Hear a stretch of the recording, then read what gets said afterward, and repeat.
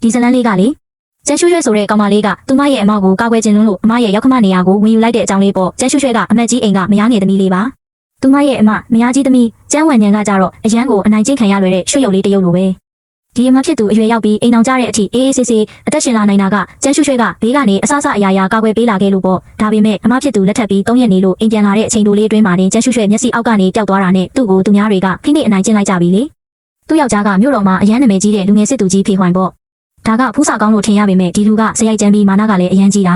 ာသတင်းတွေအရဆိုရင်သူ့ရင်ထဲမှာမိမရတဲ့ချစ်သူကောင်မလေးရှိနေလို့တဲ့အမဖြစ်သူဇနီးတဲ့ရဲ့မျက်နှာကိုလုံးဝမထောက်ထားပဲအခန်းထဲမှာတယောက်တည်းပစ်ထားခဲ့တာမြို့တော်တစ်ခုလုံးကတော့မှောင်စရာကြီးဖြစ်နေပြီးငါရဲ့တနာစရာသမီးလေးရဲ့ဆိုပြီးမိထွေးဖြစ်သူကလည်းဘာကြမ်းမှမရှိပဲသမီးကိုဖတ်ပြီးငိုနေုံပဲပုံမှန်ဆိုအေဂရစ်နောက်ကိုတကောက်ကောက်လိုက်ပြီးကဖားရဖားလုပ်တတ်တဲ့အဖေကတော့တက်ပြင်းချပြီးအေးလေမင်းလည်းဘာမှတက်နိုင်တာမဟုတ်ဘူးသူများအိမ်ကိုပါသွားပြီပဲဟာဒါအပြင်ဖေမိသားစုကစစ်တပ်အာဏာကိုအဓိကကင်ထားတာဆိုတော့ငါတို့မိသားစုကသူ့ကိုဘာသွားလို့ရမှာလဲလို့ပြောနေကြတယ်တကယ်မိဘအရင်တွေပါပဲဒီလောက်တတိကြောင်တဲ့အကျင့်ကိုမပြင်နိုင်ကြဘူး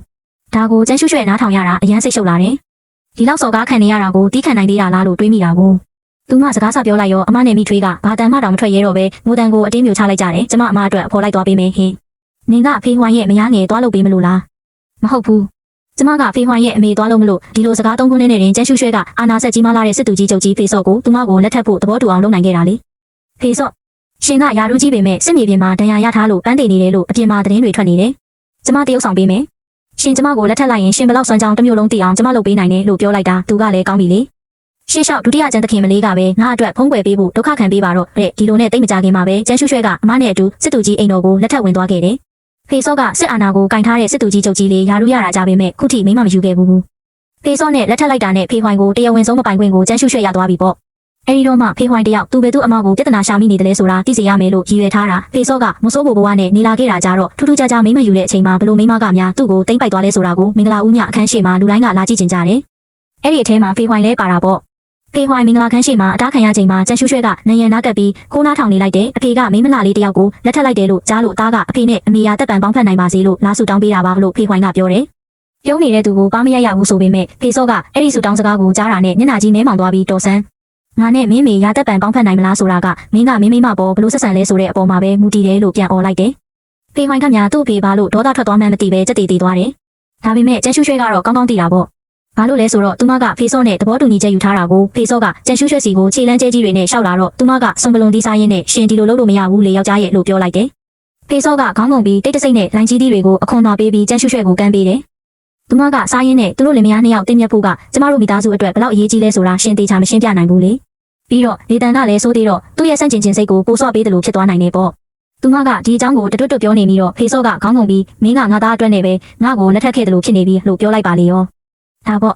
ငါအမသားရှင်သားကိုမယူရင်ငါကရှင်ကိုယူစရာလားဒီလိုပြောပြီးမှကျန်းရွှဲရွှဲကတခုခုကိုတတိယသွားပြီးအကြည့်ကိုအောက်ချလိုက်ပြီးတော့ဖေစော့ရဲ့ခန္ဓာကိုယ်အောက်ပိုင်းတနေရာစီကိုဝေးဝဲကြည့်လိုက်တယ်ပြီးတော့မှကြံနေသေးတဲ့တနာညာတာမှုလေးနဲ့စကားကိုပြင်ပြောလိုက်တယ်တစိမ့်တစ်ပိုင်းပေါ့လေကျန်တဲ့တစိမ့်တစ်ပိုင်းကတော့သူ့ပန်းတိန်နေတယ်လို့တွေးလိုက်မိလို့လေကလေးမွေးရတာမကြိုက်တယ်လို့ကိုဝင်ဖြစ်ချရတာကိုလည်းပြဿနာကြီးလို့ထင်တဲ့သူမလိုလိုအတွက်ဖေစော့ရဲ့အခြေအနေကတကယ်ကိုအဆင်ပြေလာတာကိုဒါပေမဲ့ဒီအကြောင်းရင်းကိုဖေစော့မသိပေမဲ့လည်းဒီအဖြေကိုသူသဘောမကျဘူးညနေသားတင်းတင်းနဲ့ကျန်းရွှဲရွှဲကိုတစ်ချက်တည်းပွေ့ချီလိုက်တယ်ခဏတွင်ချင်းပဲသူမကိုကတင်ပေါ်အသားလေးချပေးလိုက်ပြီးအနီရောင်မင်္ဂလာဝတ်စုံကိုဆွဲချုပ်လိုက်တော့တာပဲအပြင်ဘက်မှာမိုးတက်လေးနေတွေတိုက်ခတ်နေပြီးအနီရောင်ဖျောင်းတိုင်ကြီးကမိုးလင်းတဲ့အထိလင်းနေခဲ့တယ်ကျန်းရွှဲရွှဲကတော့လှိုင်းလေချမ်းတွေကလှိန်ငယ်လေးတစ်စင်းလိုနှင်းချီမြင့်ချီလွင့်မျောနေခဲ့ရတယ်ခေါင်းထဲမှာအတွေးတစ်ခါပေါ်လာတယ်ဘသူကများသူပန်းတိန်နေတယ်လို့ပြောတာလေသူကတမလုံးလို့သူ့ကိုတက်ပြီးမဆိုးမလုတ်ပစ်ချင်စိတ်တောင်ကောက်လာပြီးလို့နောက်တနေ့မနက်နိုးလာတော့သူ့ရဲ့ကျန်းတန်းနဲ့လက်ကြီးကသူ့မခါပေါ်ရောက်လာပြီးမယိုးမရွလာလို့နေပြန်တယ်ကျန်းရွှဲရွှဲကသူ့လက်ကိုဖိထားလိုက်ပြီးယောက်ျားရှင်အလုပ်သွားရအောင်မယ်လေလို့ပြောလိုက်မှပဲသူကခွေးတကောင်လိုသူမလည်းပင်ကိုလာနန်းနေတော့တာပဲဖေစောကတဝင်းတိုတက်တဲ့အပြင်ကျန်းရွှဲရွှဲကလည်းဖေခွိုင်ရဲ့အားနည်းချက်ကိုကောင်းကောင်းကင်လှုပ်ထားနိုင်ခဲ့တယ်ဖေခွိုင်ကအမကိုအနိုင်ကျင့်တာနဲ့ကျန်းရွှဲရွှဲကချက်ချင်းစာတင်ကျောင်းကိုသွားပြီးသူ့ကိုစာတင်ပေးနေတဲ့ဆရာကြီးစီသွားရတော့တာပဲကျမတို့ဖေခွိုင်ကဘာလို့နောက်ဆုံးတန်းမှာထိုင်ရတာလဲကျမတို့ဖေခွိုင်ကဘာလို့စာတွေကလွယ်လုံးလို့ပညာစစ်မရဘူးလို့အမြဲပြောနေရတာလဲတင်နာကြရှင်ကကျမတို့ဖေခွိုင်ကိုအညှိုးထားနေတာလားရှင်ကိုအရာရှိစီတိုင်ပြီးဖမ်းခိုင်းမယ်ဖေခွိုင်ကစာတင်ရတာကိုအယမ်းမုန်းတာလေဒါပေမဲ့ကျန်းရွှဲရွှဲကအဲ့ဒီလိုလိုင်းနောက်ရှက်နေတော့စာတင်တဲ့ပညာရှိကြီးတွေကသူ့ကိုပို့ပြီးတော့အထူးဂရုစိုက်လာကြတယ်သူကဖေစော့စီသွားတိုင်းပေမဲ့ဖေစော့ကလစ်လူရှူထားတယ်မင်းရှောက်မပြောနဲ့မင်းကအငြင်းတန်းစာညံ့ပြီးတပြလှန်ပြလို့ဖို့လောက်ပဲတည်လားမင်းအမေကမင်းကိုဂရုစိုက်ပေးရတာခက်ခဲတယ်တခါတလေကိုပြန်သုံးသက်ကြည့်အောင်ဒီလောက်နှစ်တွေ့ကြတာတော့မင်းစာတေချာလို့ဘူးလားဆိုပြီးစုပါလေရောအဲ့ဒီတော့ဖေခွိုင်ကများဒေါသကိုမျိုးချပြီးနေတိုင်းမျက်နှာထားတင်းတင်းနဲ့အမဖြစ်သူအပေါ်တွန့်နေုံကလွဲလို့ဘာမှမတတ်နိုင်တော့ဘူးလေမကြသေးခင်ကအထက်ကအမေစာကြလာပြီးဖေခွိုင်ကိုပုံကံမှုနှိမ်နှင်းဖို့လွှတ်လိုက်တယ် ကျန်းရွှေရွှေနဲ့အမဖဲကစားနေတော့အမမျက်နှာကစိတ်မချမ်းသာတဲ့ပုံပေါ်နေတယ်။ပုံကံမှုနှိမ့်နေတာလောက်ကအနေရမရှိပါဘူးလို့ကျန်းရွှေရွှေကအလွယ်တကူပဲနှစ်သိမ့်လိုက်တယ်။အမကတတိဝင်လာပြီးတိုးတိုးလေးရှင်းပြတယ်။ဖေးဝိုင်ပြန်လန်းမှာကိုဝင်တဲ့မိမတယောက်ကိုခေါ်လာတဲ့ကျန်းရွှေရွှေရင်ထဲမှာချက်ချင်းချက်ပေးကောင်းလောင်းတန်တွေမြည်လာပြီးဘဲကမင်းမလဲလို့မေးလိုက်တယ်။ဖေးဝိုင်ရဲ့ချစ်သူတဲ့ဖေးဝိုင်မှာစုညံဆိုတဲ့တိတ်မထင်ရှားတဲ့ချစ်သူတယောက်ရှိတယ်။သတင်းတွေအရဆိုသူကအစင်တန်းလေးနဲ့မိန်းကလေးမို့လို့ဖေမိသားစုတွေဝင်ခွင့်မရခဲ့ဘူးလို့ဆိုတယ်။ဒါဆိုအမဘယ်လိုလုပ်မလဲလို့မေးတော့အမကသူမကိုကြည့်ပြီးရုတ်တရက်ဆုံးဖြတ်ချက်တစ်ခုချလိုက်တယ်။အမကွာရှင်းချင်တဲ့ရွှေရုပ်လေးတောင်ဒေါသထွက်တတ်သေးတာပဲလေ။ဖေးဝိုင်ကအမရဲ့တိတ်ခါကိုထက်ခါစော်ကားနေတာကိုတီးမခံနိုင်တော့လို့ဒီလိုတွေးမိတာလည်းမဆန်းပါဘူး။ကျန်းရွှေရွှေအနေနဲ့မိသားစုတွေကသမီးလေးကြီးပြင်းလာပြီဆိုတဲ့ဝမ်းသာပီတိမျိုးခံစားလိုက်ရတယ်။ကောင်းပြီ။အမကွာရင်ကျမလည်းကွာမယ်လို့တုံဆိုင်မနေပဲပြက်ပြက်တသားပြောလိုက်တယ်။ညဘက်ရောက်တော့ဖေဆော့စစ်ဝစ်ဆောင်ချုပ်ပြီးပုံမှန်အတိုင်းသူမကိုလာဖက်တဲ့အချိန်မှာကျန်းရွှေရွှေလက်အောက်ကလက်ရေးလာလေးနဲ့ရေးထားတဲ့ကွာရှင်းစာချုပ်ကိုမြင်သွားပါလေရော။ဖေဆော့ကတင်းတင်းချင်းအောင်ဆောင်နေပေမဲ့မျက်လုံးထောင်းကနေကွာရှင်းစာချုပ်ကိုခိုးကြည့်နေမိတယ်။ပြီးတော့ကွာရှင်းစာချုပ်မင်းကဘာလို့ကွာရှင်းချင်ရတာလဲ။ဖေဝိုင်အဲ့ဒီကောင်စုံလေးမင်းကိုဒေါသထွက်အောင်လုပ်ပြန်ပြီလားဒါမှမဟုတ်အမကိုဒေါသထွက်အောင်လုပ်လို့လားလို့သူကတရက်ဆက်မေးတော့တာပဲ။အဝတ်စားတွေခံနေပေမဲ့လည်းသူ့ရင်ဘက်ထဲကခုံထွက်မတက်ဖြစ်နေတဲ့နှလုံးခုန်တန်ကိုကျန်းရွှေရွှေခံစားလို့ရတာပေါ့။မဟုတ်ပါဘူး။အမအတွက်ရေးပေးနေတာပါလို့သူမကအေးအေးဆေးဆေးပဲဖြေလိုက်တယ်။ဖေဆော့ရဲ့တောင်းတင်းနေတဲ့မျက်နှာကြီးကတဖြည်းဖြည်းပုံမှန်ပြန်ဖြစ်သွားပြီးစိတ်အေးလက်အေးဖြစ်သွားတယ်။တော်သေးတာပေါ့။အချိန်မီသေးတယ်တဲ့။ကိုရောချောကဝမ်းသာနေတာ။ကျမစာချုပ်ကဖြစ်ရေးပြီးလို့စာအုပ်စင်ပေါ်တောင်ရောက်နေပြီလို့ကျန်းရွှေရွှေကစိတ်ထဲကနေကြိတ်ရနေတာပေါ့။အမကအရင်ကဆိုစီကန်းတကြနေပြီးရုံလေးတကောင်လိုတက်တီကြောင်ပေမဲ့ဆုံးဖြတ်ချက်ချပြီးသွားတဲ့အချိန်မှာတော့တိုင်းကျန်းပေါက်သွားတဲ့လူတယောက်လိုဖြစ်နေတော့တာမနက်ပိုင်းဂါရောဝပြုတ်ချိန်မှာမျက်လုံးလေးအယောင်လက်ပြီးညီမလေးမှာဘာစီစဉ်ရှိလဲလို့လာမေးတယ်ဒီလောက်စောစောကြီးဂါရောဝလာမပြုတ်ပါနဲ့ညီမအိတ်ချင်လို့ဒီလိုမျက်ကွင်းညိုနေတဲ့ကျန်းရွှေရွှေကညင်းညူလိုက်တယ်ညီမလေးဘာဖြစ်လို့လဲလို့မေးလို့မင်းညကခွေးကြိုက်ခံရလို့ဆိုပြီးပြောလိုက်တာအမကတကယ်ပဲခွေးကြိုက်ခံရတယ်လို့ထင်နေရှာတယ်အဲဒီနောက်မှာသူတို့ညီမနှစ်ယောက်ကွာရှင်းမဲ့အစီအစဉ်ကိုတိုင်ပင်ဖြစ်ကြတယ်ကွာရှင်းစာချုပ်ရေးပြီးလို့အစီအစဉ်ဆွဲပြီးချိန်နဲ့အန်ကိုက်ပဲဖေးဝိုင်းစစ်နိုင်ပြီးပြန်ရောက်လာတယ်အမြဲတမ်းမာနာကြီးပြီးခက်ထန်တဲ့သူကမြင်းပေါ်ကနေလှပတဲ့မိန်းကလေးတယောက်ကိုလက်ကမ်းပြီးတွဲဆင်းလာတယ်။ဖေးဝိုင်းကလူအားလုံးကိုတစ်ချက်ဝေးကြည့်လိုက်ပြီးနောက်ဆုံးမှာအမစီအကြည့်ရောက်သွားတယ်။ညံမှာကိုဝင်ရှိနေပြီ။အိမ်တော်တွေကဘယ်သူမှသူ့ကိုမငင်းစေရဘူး။မဟုတ်ရင်ဆိုပြီးသူစကားဆုံးအောင်မပြောပေမဲ့လေတံကအရန်လေးနဲ့နေတယ်။အစီကံတွေရဲ့အကြည့်တွေကအဲ့ဒီမိန်းကလေးနဲ့အမကြားမှာကူးကြည့်တန်းကြည့်ဖြစ်နေပြီးတီတိုပြောဆိုတန်းတွေကဓာတ်တစ်ချောင်းလိုအမရဲ့တိတ်ခါကိုလှိဖြတ်နေတယ်။စစ်သူကြီးကတခင်မလေးကိုမနစ်သက်ဘူး။ဟိုမိန်းကလေးရဲ့အလှကတကယ်ပဲညှို့ယူဖန်ဆားနိုင်လို့နဲ့တကယ်ပဲကိုဝင်ရသွားတာလားတချို့ကလည်းဒီမိမကအမျိုးကောင်းသမီးမဟုတ်ဘူးဆိုအပြင်မှာမရငယ်ထားရင်တောင်တော်သေးတယ်အခုတော့အိမ်ထိပါခေါ်လာတာဒါတခင်မလေးရဲ့မျက်နှာကိုဖျက်ရိုက်တာမဟုတ်ဘူးလားပေါ့စူညံတန်တွေထွက်လာချိန်မှာစီစဉ်ထားတဲ့အတိုင်းအမကနှုတ်ခမ်းကိုကိုက်ပြီးအထီးကျန်ဝမ်းနေတဲ့မျက်နှာပေးနဲ့မျက်ရည်တွေကိုပတိစိတ်ပြတ်ကြသလိုစီးကြစေလိုက်တယ်ခဏနေခန်းလေးပြန်ရောက်ရင်ဘသူ့ကိုမှအနောက်ရှက်မပေးခိုင်းနဲ့ကွာရှင်းစာချုပ်ကိုမြင်သာတဲ့နေရာမှာတင်ထားလိုက်ပြီးရင်ငါနဲ့အတူအပြင်ထွက်ပြီးစိတ်တွေလက်ပြောက်လမ်းလျှောက်ချင်တယ်လို့ပြောလိုက်ငါတို့နှစ်ယောက်အခွင့်အရေးယူပြီးကွာရှင်းဖို့လုပ်နေတယ်ဆိုတာဘသူမှထင်မှာမဟုတ်ဘူးလို့ကျန်းရွှေရွှေကအမနာကပ်ပြီးတိုးတိုးလေးပြောလိုက်တယ်အဲ့ဒီအချိန်မှာပဲတားမိုက်ဒီကိုလာခဲ့စမ်းဆိုတဲ့ဟိန်းဟောက်တန်ကြီးရုတ်တရက်ထွက်လာတယ်။မလန်းမကန်းမှာရုံးစင်းလာတဲ့ဖေစောကတန်ချက်ကဝစ်စုံနဲ့မြင်းကြီးစီးပြီးအပေါ်စီးကနေစိုက်ကြည့်နေတာကြက်တီးထားစရာပဲ။ဘလောက်ပဲထောင်လွှားနေတဲ့သားဖြစ်ပါစေအာနာရှိတဲ့အဖေအရင်ရှိမှယုံပေါက်လေးသာဖြစ်သွားရတယ်။ဖေဝိုင်ကထွက်ပြေးဖို့လုပ်ပေမဲ့ဖေစောကသူ့ကိုပခုံးပေါ်ထမ်းတင်လိုက်ပြီးဘိုးဘွားစင်ကြံចောင်းဆောင်ရဲ့ကြောက်ပြားပေါ်ပစ်ချလိုက်ပါလေရော။ကျန်းရွှေရွှေနဲ့အမကចောင်းဆောင်ဘက်သွားတဲ့စင်ကြံလမ်းမှာရက်နေတော့အစီကံတွေလာသတင်းပို့တာကိုကြားလိုက်ရတယ်။တိတ်ဆိတ်ငြိမ်သက်နေတဲ့ចောင်းဆောင်ထဲမှာကျိန်လုံးနဲ့အရိုက်ခံရတဲ့ဖေဝိုင်ကတိုးတိုးလေးသာငိုရဲပေမဲ့ဖေစောရဲ့အတန်ကိုတော့သူတို့ညီအမရှင်းရှင်းလင်းလင်းကြားနေရတယ်။ကားမိုက်မင်းဖေငါကိုမိုးဆိုးဖို့ဖြစ်စေချင်တယ်ဆိုရင်လေတိုက်ရိုက်တာပြောစမ်းဆိုပြီးပြောတန်ကြားလိုက်ရတယ်အမကတကရိတ်အောက်မှာရက်နေတော့သူ့အမူအရာကိုကျန်းရွှေရွှေခွဲခြားမရဖြစ်သွားတယ်အမကအငြင်းရန်သဘောထားကြီးပြီးနားယောင်လဲသူဆိုတော့ဖေစောကသူ့ဘက်ကရက်တီပေးတာကိုမြင်ရင်စိတ်ရင်းရိုင်သွားမလားလို့ကျန်းရွှေရွှေစိုးရိမ်မိသွားတယ်ဒီတော့အမကွာရှင်းချင်သေးလားလို့မေးလိုက်တယ်နေရောလိုမကပြန်မေးတယ်အမသဘောပါပဲအမကွာရင်ကျမလည်းကွာမဲတဲ့အဲ့တော့အမဖြစ်သူကဒါဆိုအမကွာရှင်းချင်နေတဲ့အဲ့ဒီလိုပြောပြီးအမကလှည့်ထွက်သွားတာသူ့ပုံစံရန်ကိုပြတ်သားနေတယ်လေကျန်းရွှေရွှေကသူ့လက်ကဝတ်ကိုလှမ်းဆွဲပြီးရက်ခိုင်းလိုက်တယ်အပြင်ရောက်ရင်နေရာတိုင်းမှာပတ်စံလိုတယ်အိမ်တော်ထဲမှာလို့မဟုတ်ဘူးယူလို့ရတာမှန်သမျှအကုန်ယူသွားရအောင်ငွေလက်မှတ်တွေမလောက်မှဆိုလို့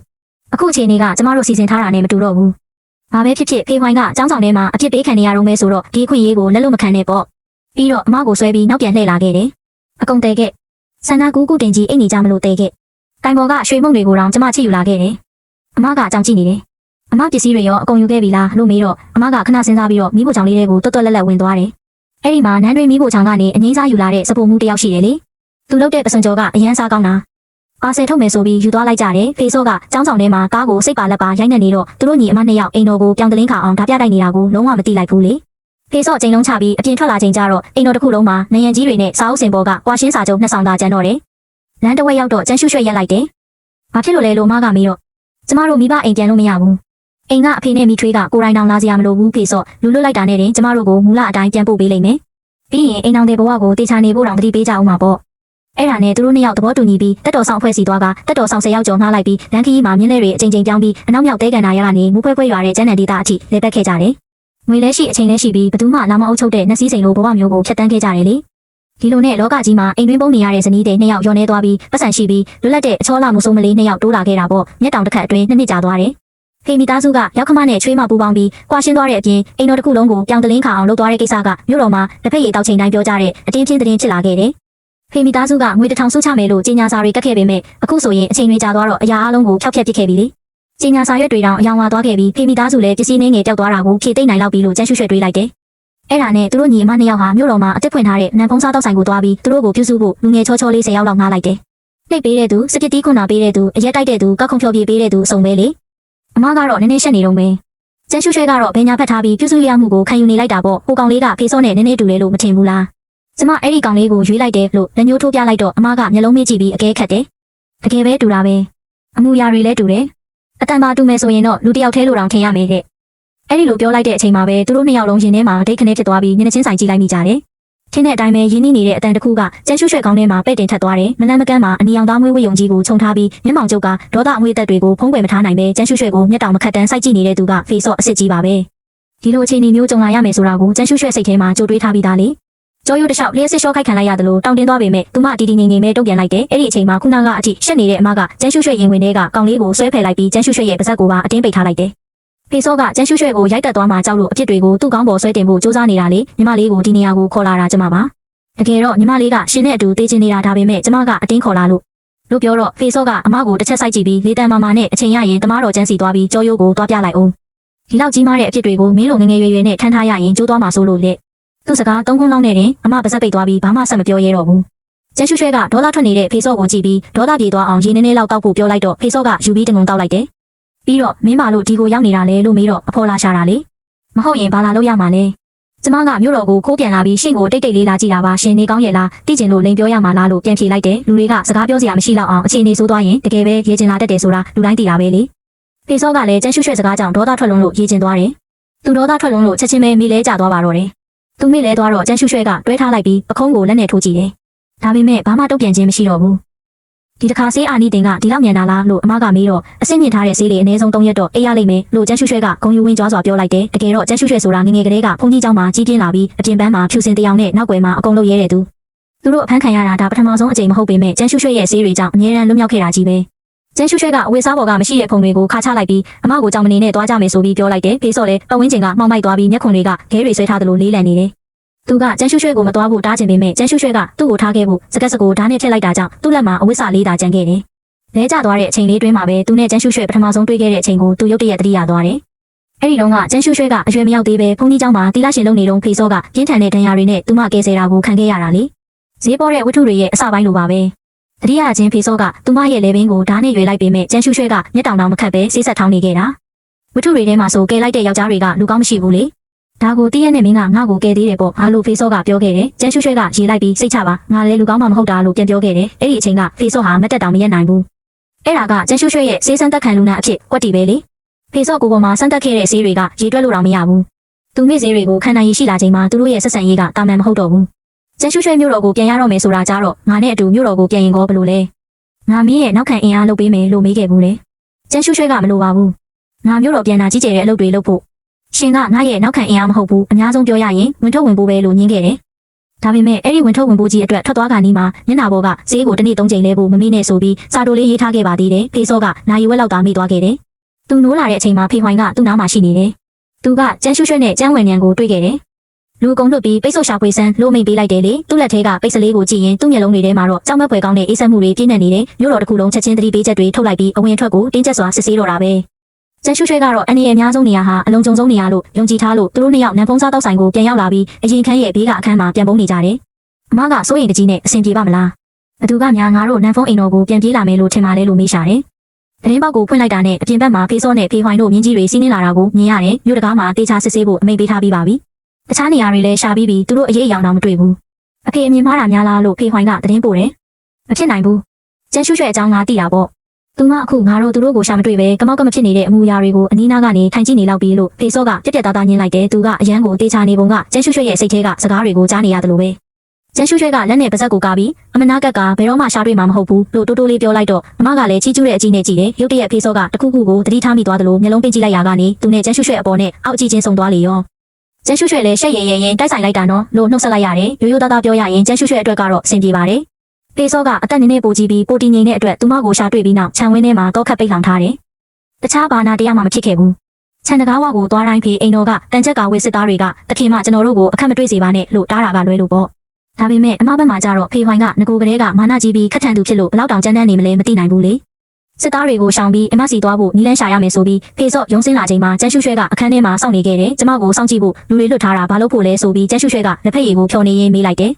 လူအများကြီးကြည့်နေတာကိုကျမမကြိုက်ဘူးလို့ထပ်ပြောပြန်တယ်ဖေစော့ရဲ့မျက်နှာကဒေါသထွက်နေသလားဝမ်းသာနေသလားခွဲမရပဲမင်းထက်ထွက်ပြေးခြင်းပြန်ပြီလားဆိုပြီးပြောပါလေရောမပြေးပါဘူးကျမကအဲ့လိုလူမျိုးမှမဟုတ်တာလို့ပြောတော့ဖေစော့ကကျန်းရှုရွှဲစကားကိုတလုံးမှမယုံပဲသူတို့ကစောင့်ကြည့်ုံတက်တက်ပါမင်းကိုအနှောင့်အယှက်မဖြစ်စေပါဘူးဆိုပြီးပြောတာပေါ့အဲ့ဒါနဲ့ကျန်းရှုရွှဲလည်းလက်ဖက်ရည်ကွက်ကိုဖြည်းဖြည်းချင်းလှည့်ရင်းလက်ဖက်ရည်တွေကိုဖေစော့ရဲ့အဝတ်စားပေါ်ပတ်ချလိုက်တယ်ဖေစောကအတန်ကျဲကျဲနဲ့ဘာလုပ်တာလဲလို့မေးစင်မှာပဲကျန်းရှုရွှဲကသူ့ရဲ့ခပတ်ကိုဆွဲချလိုက်ပြီးသူ့နှုတ်ခမ်းတွေကိုနမ်းရှိုက်လိုက်တယ်အနမ်းတွေအစုံမှာကျန်းရှုရွှဲရဲ့အထိပ္ပယ်ပါတဲ့အကြည့်တွေကလက်ဖက်ရည်ပေးသွားတဲ့ဖေစော့ရဲ့ခန္ဓာကိုယ်အောက်ပိုင်းစီကိုရောက်သွားပြီးမျက်ခုံးပင်းပြလိုက်တယ်ပြီးတော့အခုရောအပြင်ကလူတွေကအနှောင့်အယှက်မဖြစ်ဘူးလို့ရှင်သေးချသေးရဲ့လားလို့မေးပါလေရောဖေစော့ရဲ့နဖူးမှာသွေးကြောတွေထောင်တက်လာပြီးလက်သီးဆုပ်ထားတဲ့အတန်တောင်ကျိုးခနဲမြည်သွားတယ်သူတီးခံနေပေမဲ့နောက်ဆုံးတော့အရှုံးပေးလိုက်ပြီးအားလုံးဆုတ်သွားကြလို့အမိန်ပေးလိုက်ရတယ်ခြံဝင်းထဲကလူတွေအကုန်ထွက်သွားတော့ဖေစော့ကသူ့ကဘက်ကိုဖြုတ်လိုက်ပြီးတန်ချက်ကာကိုမြေပြင်ပေါ်ပစ်ချလိုက်ပြီးကျန်းရှုရွှဲကိုနောက်တမရစီနဲ့လို့ပြောပါရောဖေစော့ကိုတင်းငိမ့်နေလို့ချီးကျူးခဲ့တဲ့စကားကိုကျန်းရှုရွှဲပြန်ရုပ်သိမ်းလိုက်ရတယ်ဒီလူကတကယ်လုပ်ပြီးဆိုရင်အရန်ကျန်းတန်းပြီးအတိစိတ်လွတ်သွားတတ်တယ်နောက်နေ့ကျတော့ကျန်းရှုရွှဲတကူလုံးကြိုက်ခဲနေတာပေါ့ဒီလိုနဲ့သူအပြင်ထွက်ဖို့စူးစမ်းတော့ခေါင်းပေါ်မှာအရေးကြီးတစ်ခုကျလာတယ်လှည့်ကြည့်လိုက်တော့ဖေစော့ကအနီးကပ်ရက်နေတဲ့တခင်မှာမနဲ့စောစောစီးစီးဘာလုပ်နေတာလဲတဲ့ရှင့်အတွက်ကူသွားတူးပေးမလို့ကျန်းရှုရွှဲပြန်ပြေးလိုက်တယ်ဖေစော့ကဒေါသမထွက်ပဲကျန်းရှုရွှဲရဲ့ဒူးခောက်ကွေးကနေလက်တစ်ဖက်ထဲနဲ့ပွေ့ချီလိုက်ပါလေရောကျန်းရှုရွှဲရုံးကန်ကြည့်ပေမဲ့စစ်သူကြီးအတွက်ရားရံတလောက်သာရှိတာကိုကတင်ပေါ်ရောက်ချိန်မှာကျန်းရှုရွှဲလည်းပောက်ကွဲသွားတော့တယ်အခုချက်ချင်းငါအမကိုခေါ်ပြီးပြေးတော့မယ်ဒီတစ်ခါကွာမရှင်းတော့ဘူးဖောက်ပြန်ပြစ်မယ်လို့အော်ဟစ်နေတာပေါ့ဖေစော့ကချက်ချင်းဆိုသလိုခေါင်းငုံသွားတယ်လူထွားကြီးကအခုမှတနာကမားပုံစံဖြစ်နေတယ်ဖေဝိုင်ကမိမတယောက်ခေါ်လာတာသူမစင်မကျင်လုပ်တာလေတခင်မကဘာလို့ကိုကိုလာပြီးဒေါသပုံချနေရတာလဲအကြောင်းပြချက်မရှိဘူးလေတဲ့ကျန်းရွရွလည်းသူ့ကိုကြောပေးထားလိုက်တယ်ရှင်ကကိုဘလောက်တောင်တက်ရက်ဖြူစင်နေလို့လဲလို့မေးလိုက်တော့ဖေစော့ကနားမလဲတယ်လို့နဲ့ဒါကဘယ်ကနေဘလို့ရောက်သွားပြန်တာလဲတဲ့သူဟန်ဆောင်နေတာကိုကြည့်ပြီးကျန်းရွရွကအနာကက်လာတဲ့ဖေစော့ကိုခြေထောက်နဲ့ကန်ထုတ်လိုက်ပြီးရှင်အသက်10နှစ်တုန်းကစစ်မြေပြင်ကနေဖေဝိုင်ကို꿰ချီလာတာအကုန်သိတယ်အပေါ်တန်းမဖြောင်းရင်အောက်တန်းလဲကောက်တာပဲကိုသားမင်းမခေါ်လာတာကိုစင်ကျင်တုံတရားမရှိဘူးလို့ပြောထွက်သေးတယ်နော်အကုန်လုံးရှင်တင်ပေးထားတာတွေကြီးပဲမဟုတ်ဘူးလားလို့ပြောလိုက်ရောဖေစော့ကအကြောင်သွားပြီးသူ့ရဲ့အေးဆက်တဲ့အတန်းကနူးညံ့သွားပြီးတခင်မကဒါကြောင့်ကိုနဲ့ကွာရှင်းချင်နေတာလား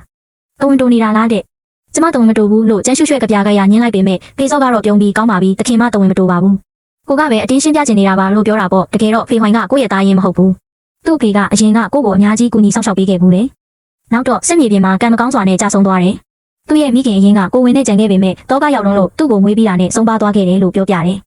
သူ့လေတန်းကဝမ်းနေနေပြီးဟန်ဆောင်နေပုံမရဘူးအရင်ကဘာလို့မပြောခဲ့တာလဲလို့ကျန်းရွှဲကမေးတော့အရင်ကတခင်မမမေးခဲ့တာပြီးတော့အပြင်မှာကိုကယောက်ျားမပီတာဘူးလို့ကောလာဟာလာတွေထွက်နေတဲ့ကြားကနေအသက်12နှစ်မှာတရားမဝင်သားတယောက်ရှိတယ်လို့ပြောနေကြတာကိုလည်းစိတ်ကူးနဲ့တောင်ပုံဖော်ကြည့်လို့မရဘူးလေတဲ့အဲ့ဒီကောလာဟာလာတွေကတကယ်ကိုအခြေအမြင့်မရှိတာမို့ကျန်းရွှဲလည်းလက်ခံမိသွားတယ်ဒါဆိုဖေးဝိုင်းခေါ်လာတဲ့ကောင်မလေးကရောသူလည်းမိမမဲ့လားလို့မေးတော့သူမလည်းမဆိုးမပဲလို့ဖြေတယ်ရှင်တို့သားဖနှစ်ယောက်လုံးစစ်မြေပြင်မှာလူကုန်ကူးနေကြတာလားဒီလောက်တောင်တိုက်ဆိုင်ရသလားလို့ကျန်းရွှဲကထပ်မေးတယ်တကယ်လို့မဆိုးမဖြစ်နေရင်တောင်သူကဘာလို့ပါဇက်ဖွင့်ပြီးမရှင်းပြခဲ့တာလဲအမကအင်မတန်အထက်တန်းကြပြီးနားလည်မှုရှိတဲ့မိန်းကလေးပဲဟာတေချာပေါက်နားလည်ပေးမှာပေါ့ဖေစော့ကတင်းငိမ့်နဲ့လေးတန်းနဲ့ထပ်ရှင်းပြတယ်ပထမအချက်အနေနဲ့သူအိမ်ပြန်ရောက်တော့ကစကားတခုပဲပြောရသေးတယ်တခင်မကသူ့ကိုအိမ်တွင်းဥပဒေနဲ့အရိုက်ခိုင်းလိုက်တယ်လေဒုတိယအချက်အနေနဲ့အဲ့ဒီမိန်းကလေးရဲ့နောက်ခံကတကယ်ကိုထူးခြားနေလို့ပါအဲ့ဒီမိန်းကလေးကဖေဝိုင်လက်အောက်ကစစ်သားတယောက်ရဲ့ငွေချစ်ဦးလေဒါပေမဲ့စစ်သားကစီးရဲတော့သူ့ကိုမယူနိုင်ခဲ့ဘူးသူ့ကောင်မလေးပြည့်တစားအိမ်ကိုရောင်းစားခံရတာကိုလက်ပိုက်ကြည့်နေခဲ့ရတယ်နောက်ပိုင်းစစ်သားကဖေဝိုင်အတွက်ဒဝင်ခံရင်းတည်သွားခဲ့တယ်မတည်ခင်နောက်ဆုံးဆန္ဒကသူနှစ်ပေါင်းများစွာစုဆောင်းထားတဲ့ငွေလေးတွေနဲ့အဲ့ဒီကောင်မလေးကိုပြည့်တစားအိမ်ကနေရွေးထုတ်ပေးဖို့ပဲအဲ့ဒီကောင်မလေးကိုရွေးထုတ်လာတဲ့အချိန်မှာသူ့ဘိုက်ထဲမှာအဲ့ဒီစစ်သားရဲ့ရင်သွေးလေးပါလာခဲ့တယ်ကောင်မလေးကအဲ့ဒီစစ်သားနောက်ကိုလိုက်သွားဖို့စူးစမ်းနေလို့ဖေဝိုင်ကသူ့ကိုမျက်နှာချင်းဆိုင်သွားမစွာရဲခဲ့တာတကယ်တော့သူကကိုတို့ကိုတီးတန့်ရှင်းပြဖို့စီစဉ်ထားတာပါလို့ပြောပြီးဖေစော့ရဲ့လက်ဖွားကြီးကကျန်းရွှဲရဲ့သပင်တွေကြားထဲဝင်လာပြီးဖော်ဖော်လေးပုတ်တက်ပေးလိုက်တော့မှပဲနားလည်မှုလွဲတာတွေအားလုံးရှင်းလင်းသွားပါတော့တယ်အခင်မကကိုကိုကွာရှင်းစရာမလိုတော့တဲ့အခွင့်အရေးတစ်ခုပေးနိုင်ပြီလားကိုတေချာပေါက်အမားတွေကိုပြင်ဆင်ပြီးအကောင်းဆုံးလုပ်ပြပါမယ်လို့ဖေစော့ကပြောတော့ကျန်းရွှဲရင်ထဲမှာတော့အဆင်ပြေသွားပြီဆိုပေမဲ့ပါဇက်ကတော့ရှင့်ချိုးတွေစက်ကြည့်ရအောင်မယ်လို့ပြောလိုက်တာပေါ့ဒီတော့ဖေစော့ကလည်းကိုတေချာပေါက်အကောင်းဆုံးလုပ်ပြပါမယ်လေနောက်တနေ့မနက်နိုးလာတော့နွေရာသီရဲ့နေအောင်ကြီးကဆူရှာတောက်ပါနေတယ်ကျန်းရွှဲကတင်ပေးမှာတော့အိတ်ချင်မှုတို့ဖြစ်နေတဲ့အမထိုင်နေပြီးသူလည်းကျန်းရွှဲလိုပဲပင်ပန်းနေပုံရတယ် ပါလွာတဲ့အဝတ်စားကသူ့ရဲ့ဖြူပွေးတဲ့ညှက်ရိုးပေါ်ကအရာတွေကိုမဖုံးကွယ်နိုင်ဘူးလေအမနဲ့ဖေးဝိုင်းပြန်ဆင်ပြေသွားပြီလားလို့ကျန်းရွှဲရွှဲကနားလေသဘောပေါက်စွာနဲ့မေးလိုက်တယ်အမရဲ့မျက်နှာကအရက်ခိုးတောက်ထားသလိုနေရဲသွားပြီပြန်ဆင်ပြေသွားပြီလို့တိုးတိုးလေးဖြေတယ်ဘလို့ခံစားရလဲလို့မေးလိုက်တာတကယ်တော့ဆက်ပြီးထွက်ပြေးဖို့အစီအစဉ်ရှိသေးလားလို့မေးလိုက်တာလေဒါပေမဲ့အမကကျန်းရွှဲရွှဲလိုမိမမျိုးကိုတော့အော်သွားစေမဲ့စကားကိုပြောချလိုက်ပါလေရောတော်တော်လေးခံစားလို့ကောင်းနေတဲ့ဒီတော့သူမလည်းထွက်ပြေးမဲ့အစီအစဉ်ကိုရုပ်သိမ်းလိုက်ပြီးသားလို့တွေးလိုက်တယ်ဖေးအိမ်တော်ကိုပြန်ရောက်ပြီးနောက်မှာတော့နေ့စဉ်ဘဝတွေကပုံမှန်တိုင်းပြန်ဖြစ်သွားတယ်ဒါပေမဲ့နေ့တိုင်းမနက်တစ်ကြိမ်ညနေတစ်ကြိမ်ဂါရောဝပြုချိန်တွေမှာအပြင်ဘက်ဇရက်လေးထဲမှာလင်းငင်းခံနေတယောင်ယောင်စစ်တူရင်ကစားနေတယောင်ယောင်နဲ့ဖေးစောနဲ့ဖေးဝိုင်းတို့တားဖားနှစ်ယောက်ကနားဆွေနေတတ်ကြတယ်။အဆက်ကတော့ဟိုဒီရှောက်ပြောနေကြတာပေါ့။တားဒီနေ့ရာသီဥတုကတကယ်ကောင်းနေတော့ဟုတ်ပါတယ်အဖေ။ဒီလက်ဖက်ရည်အိုးကတကယ်ကောင်းတဲ့အိုးပဲစသဖြင့်ပေါ့စစ်တူကြီးတွေဖြစ်လို့သူတို့ရဲ့အာယုံခံစားမှုတွေကအရန်ထက်မြက်တယ်။သူတို့ရဲ့အာယုံဆိုင်မှုအားလုံးကညီမနှစ်ယောက်ခြံဝင်းလေးကိုရောက်နေတာလေ။ညီမနှစ်ယောက်နေ့စဉ်နောက်ပြောင်ကြတာတိုင်တော့ကြတာအပြစ်ရှာကြတာတွေကိုသူတို့အတိအကျကြားနေရတာ။စကားပြောရတာအပေါက်မတက်ဖြစ်လာတော့ကျန်းရွှဲရွှဲကအမကိုဒါဆိုအမကွာရှင်းအောင်ပါလားလို့မေးလိုက်တော့အမကလည်းထားလိုက်ပါတော့မကွာတော့ပါဘူးလို့ပြောတယ်လေအဲ့ဒါနဲ့ကျန်းရွှဲရွှဲကလည်းကောင်းပြီအမမကွာရင်ကျမလည်းမကွာတော့ဘူးဆိုမှမလန်းမကန်းမှရှိနေတဲ့တားဖားနှစ်ယောက်လုံးတပြင်းချလိုက်ကြပြီးအချင်းချင်းကြည်ကပြုံးလိုက်ကြတယ်ဘေးရနေရကနေလွတ်မြောက်သွားတယ်လို့မျိုးမိုးစိုးဘိုးဘွားကနေနောက်တစ်ကြိမ်လွတ်မြောက်သွားလို့ခွက်ချင်းတိုက်ပြီးအောင်ပွဲခံလိုက်ရင်ဒီဇလန်းလေးပြီးဆုံးသွားပါတော့တယ်ရှင်